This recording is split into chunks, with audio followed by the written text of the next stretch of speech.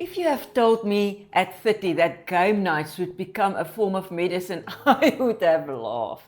But somewhere after 50, these small gatherings start doing a lot more than passing time.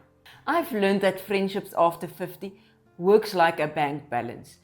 Deposits are invitation, time, listening, and making an effort to stay connected. Withdrawals are the moments when life gets heavy and you need support.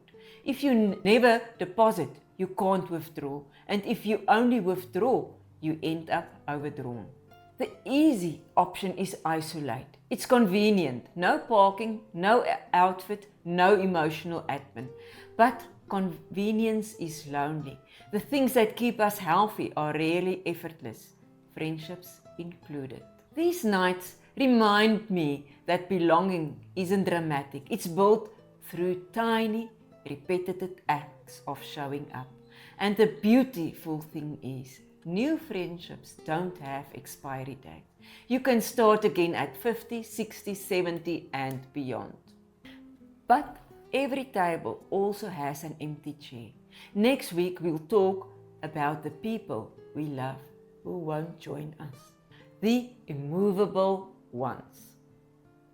Thank you.